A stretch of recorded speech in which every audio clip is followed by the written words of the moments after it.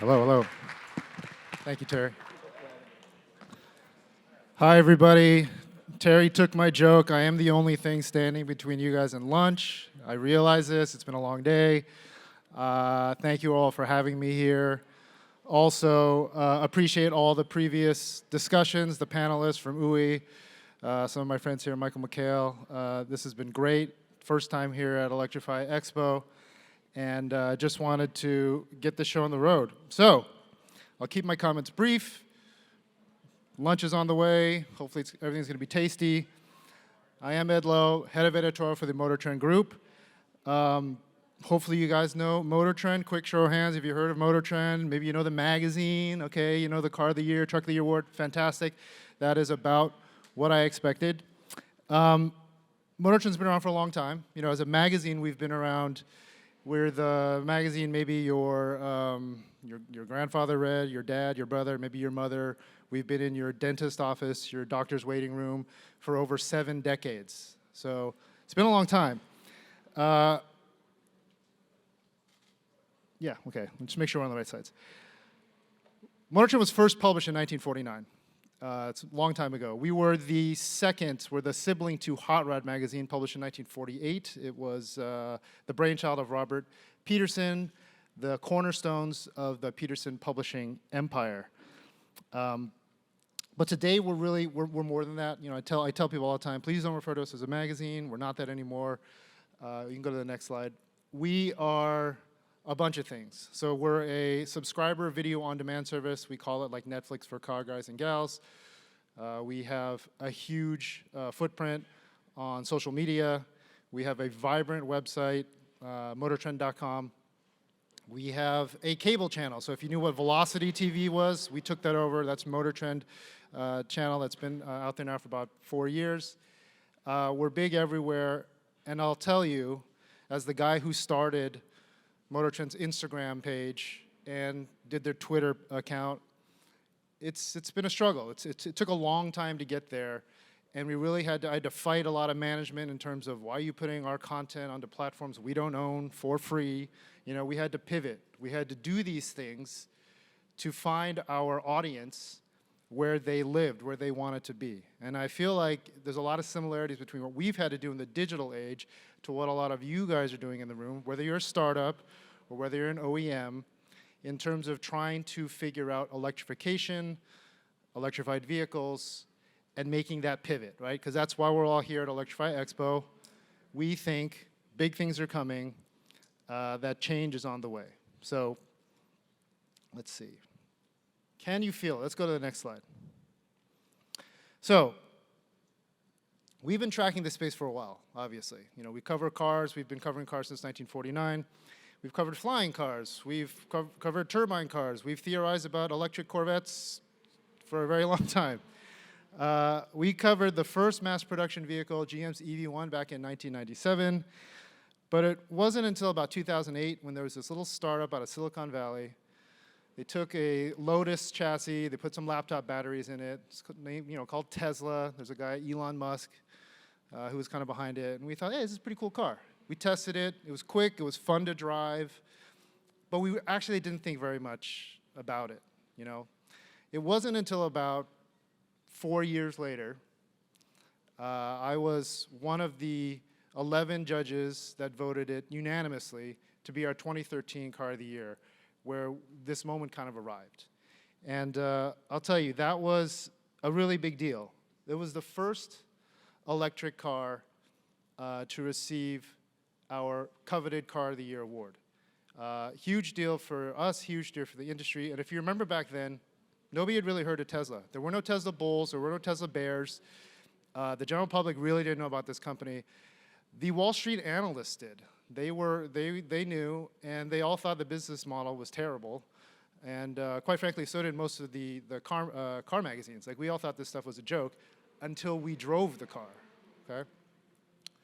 And what I remember, and we talk about this a lot, is actually during our time when we were considering the Model S our Car of the Year, somebody went back and checked.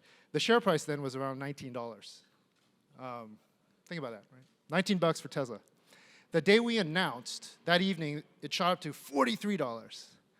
So I checked this morning. Tesla's running just over $1,000 per share, but it's split 5 times, okay? So as you guys know, Tesla is a $1 trillion company. I think 6th largest in the world, according to Wikipedia. And Elon is the world's richest man. So phenomenal ride. We've all witnessed it. I think that's probably a lot of the reason some of you are even in this industry is seeing the meteoric rise of Tesla. And I tell this story just to provide some context about what I want to say next. You know, we have been covering this space for a long time. But I'll tell you, we've seen an explosion in interest in electrification, electric vehicles, just within the last 24 months. It's crazy, to be quite honest. All the coverage of Tesla for years has been the only electric vehicle that anybody seems to care about on all of our platforms, whether it's social media, whether it's online, whether it's in the magazine. Tesla, Tesla, Tesla. In the last 18 months, though, many more entrants have come in, built some amazing vehicles, and the public is really responding.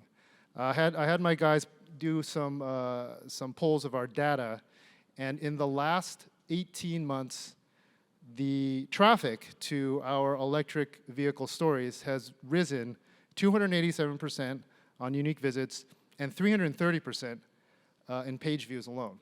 And what's really wild about this, for all the sort of media nerds in the room, is that MotorTrend.com, specifically MotorTrend.com, all the traffic comes from search engines. So our #1 referrer, greater than 60% of the traffic to our site, essentially comes from Google. #2, depending on the day of the week, newsletters. #3 is social media. So if you think about all the people that are typing in, looking for electric vehicles, and the amount of interest there, we see it firsthand. In fact, we are going to finish this year for the first time with 3 electric vehicle stories in our top 10 year to date.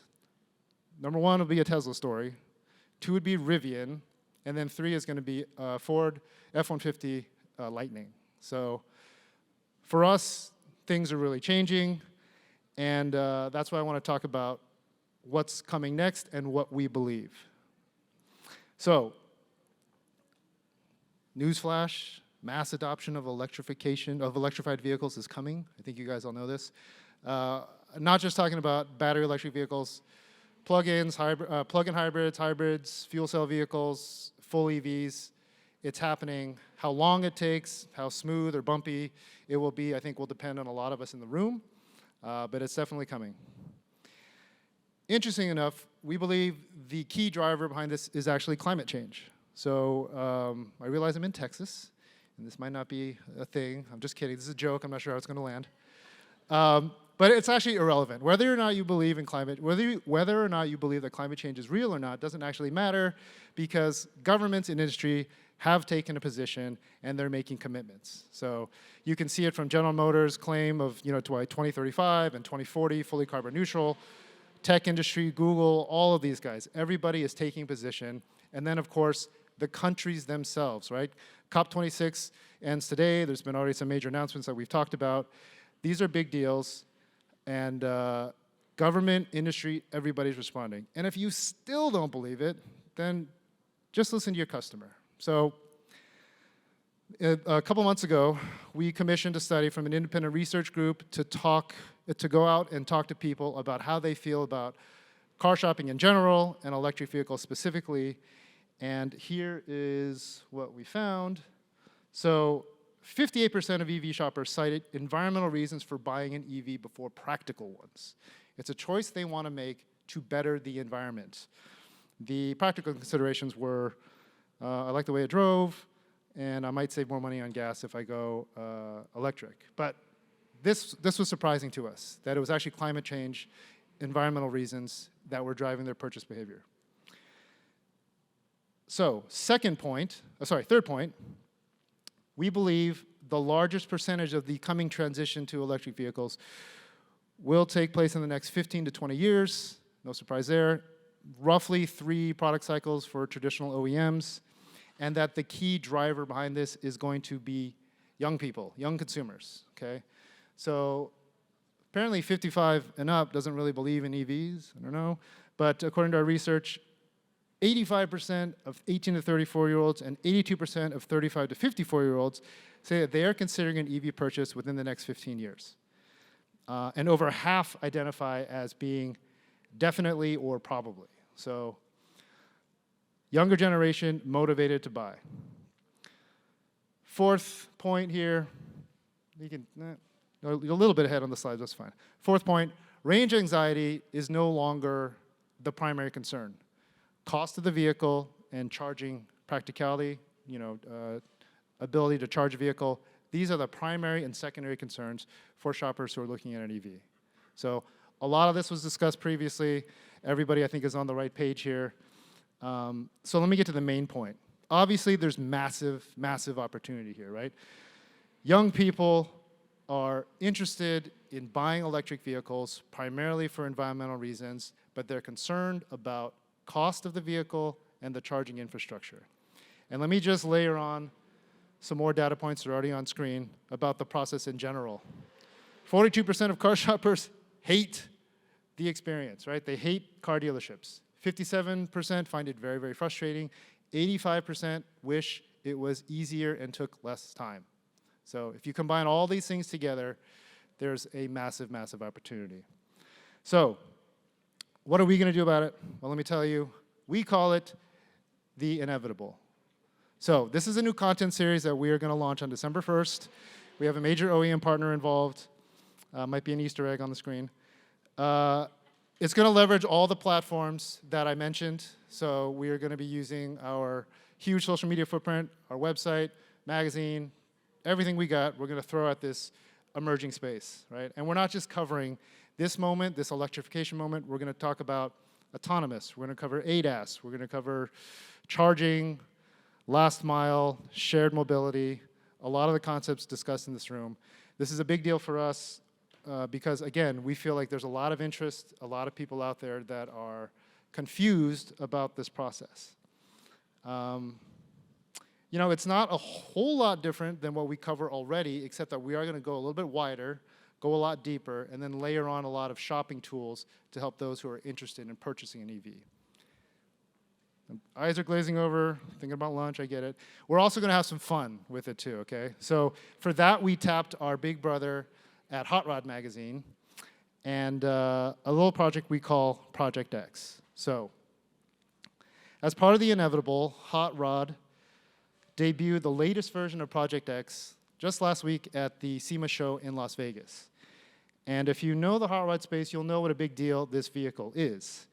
For those who don't, let me just tell you, in 1965, the editors of Popular Hot Rodding magazine purchased this 1957 Chevy 210 sedan. It looks like a coupe, but they welded the back door shut. It's not a Bel Air, it's a 210. And they used it for, until now, as a project car. It is the longest running project car in automotive publishing history. It's received over 20, closer to 25 different powertrains in it. They've changed out the suspension multiple times. It's currently running Corvette suspension, added power adders, redone the interior a whole bunch of times. It's been a test bed for all the latest technology in the automotive space. It's been really cool. Folks love it. Last week, though, we did something a little bit different. So you can roll the video.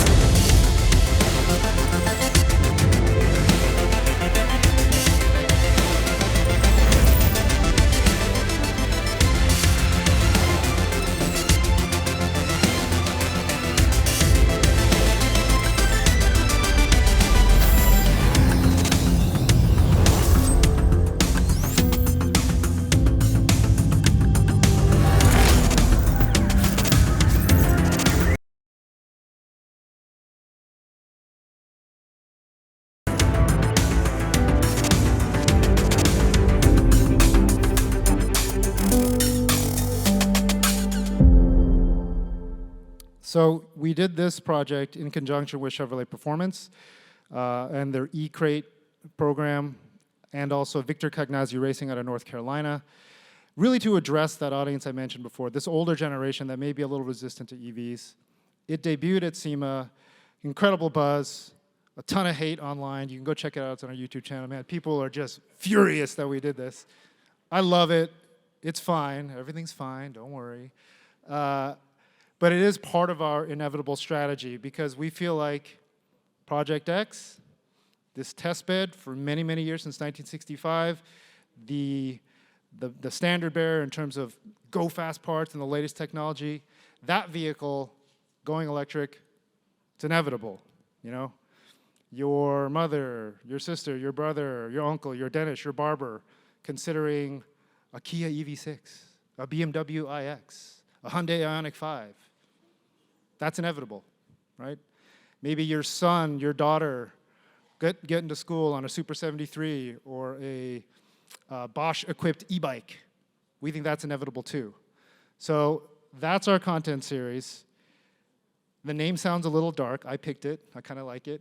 You know, it's like death and taxes. It's inevitable.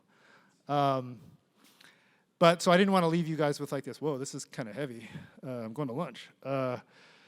Let's end with an appropriate, I think, inspirational, motivational, lunch-themed analogy. So, you know what they call Thai food in Thailand? They call it food, exactly. And what are they going to call electrified cars when they're all electric? They're going to call them cars, exactly. So earlier I stated that I think, you know, this transition to electric cars is going to take about 3 generations, 15 to 20 years. I don't know. We'll see. There's other people that say it's going to be much longer. ICE cars are going to be here for a long, long time. It's fine. I think the moment, though, to capture people is really right now. It's probably within the next 7 to 10 years, this transitional moment, right, where we're going to be about converting people, winning hearts and minds, or just answering questions. You know, there's a lot of people out there confused about electric vehicles, how to incorporate in their lives, how do I charge them? If I live in a multi-unit dwelling, I think in the previous conversation, what am I going to do, right? So the moment to act is now. You know, we don't have a lot of time, but that's what's great about us all being here, about programs like Inevitable, is let's go out, let's seize the day, let's win people over, let's establish trust, let's build relationships for the things that come after EVs. Let's go get it done, but first let's have lunch. So thank you all. Thanks for coming. Enjoy the expo, enjoy the weekend. See you guys later. Thank you.